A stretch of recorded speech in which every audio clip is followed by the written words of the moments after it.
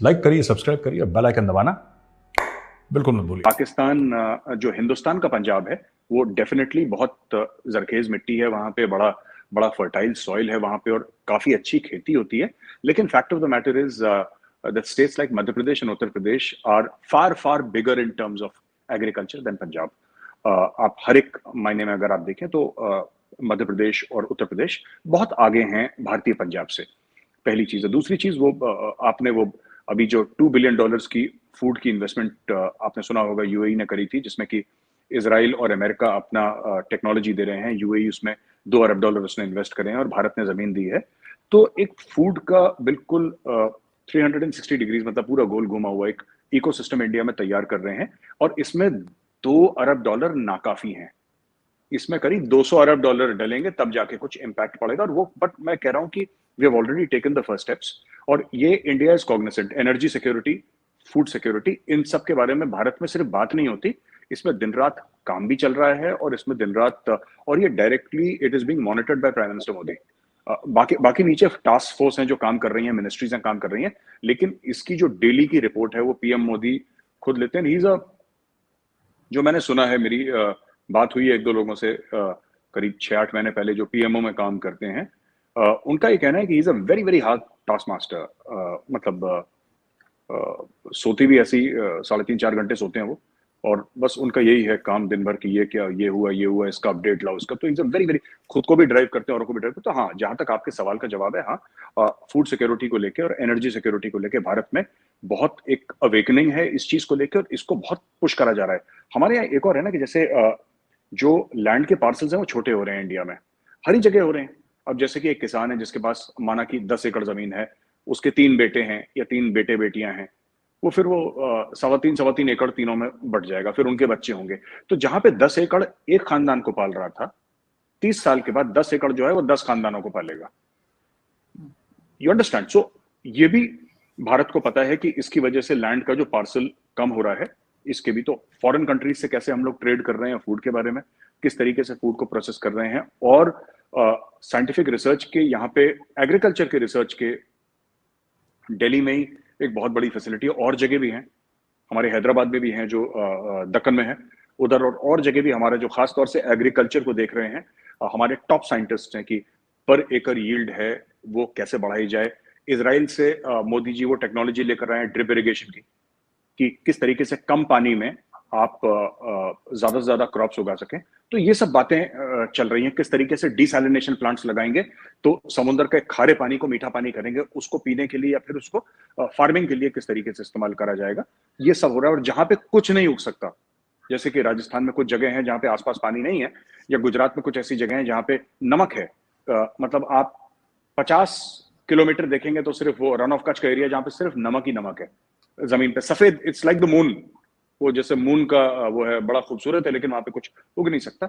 और उसके अलावा भी कई जगह हैं और गुजरात में, तो वहां पे मैसिव सोलर फार्म्स लगा रखे हैं, मैसिव विंड के फार्म्स लगा रखे हैं। आप आरजू जी, एक एक घंटा आप गाड़ी चलाइए और वो सोलर पैनल खत्म नहीं होते। मतलब आप इतने इतने लगा दिए कि वो खत्म ही नहीं होते। तो जमीन उपजाऊ है, वहां से जमीन से आपके गेहूं निकले या वहां से सोलर एनर्जी निकले। जमीन से इसलिए कह रहा हूं क्योंकि पैनल जमीन पर लगा हुआ, आती तो ऊपर सूरज से है।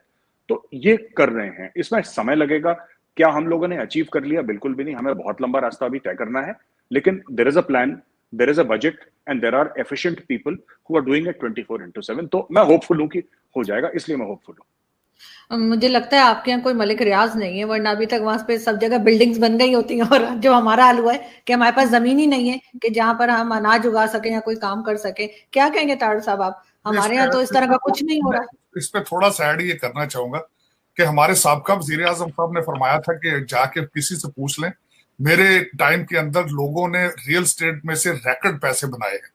तो रैकेट पैसे बनाने से मतलब ये था उनका कि उनके दौर में हाउसिंग सोसाइटियों ने और हमारी ब्यूरोक्रेसी ने खुल के एक दूसरे की मदद की है। अब मैं दूसरा पॉइंट उसमें ऐड ये करूंगा कि अगले दिन 6,000 हाउसिंग सोसाइटियां इन पंजाब और loan, they are in pipeline, कि किस तरीके से वो उसको हाउसिंग सोसाइटियां बना रही, कोई लॉ एंड ऑर्डर की हालत नहीं है। अब मैं जो खासकर फूड की बात कर रहा था, तो उसमें जो हमारे पुतिन साहब अगले दिन मैं आई वाज सरप्राइज कि पुतिन साहब जब गए ईरान के दौरे में तो उनका एक ऑब्जेक्टिव ये भी था कि यूक्रेनियन वीट जो है, गंदम को किस तरह ब्लैक सी से दूसरी दुनिया को बेचनी है। और उसके साथ एक ऑब्जेक्टिव उनका और भी था जो आई वाज शॉक्ड कि through Iran give a passage to help India, Bharat through Iran to have an access to the Central Asia. तो ये चीजें दुनिया देख रही है, इसमें कोई शक नहीं है। Food is the future issue, water is the future issue, इसमें कोई शक नहीं है और इस पे काम भी हो रहा है।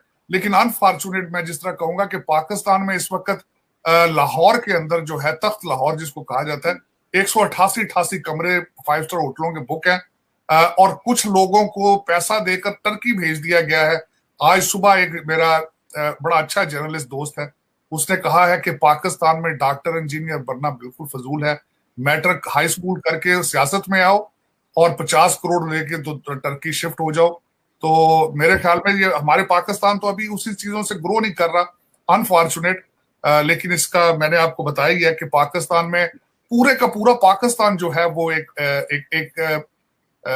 मलिक रियाज साहब के हाथ में है, बैरियर टाउन के हाथ में है। जिस तरीके से हर रिटायर होने वाला अफसर जो है वो विश करता है कि मलिक रियाज साहब उनको जॉब दे दें, लेकिन कोई कानून नहीं है, कोई सोच नहीं है। सबसे बड़ी बात है विजन।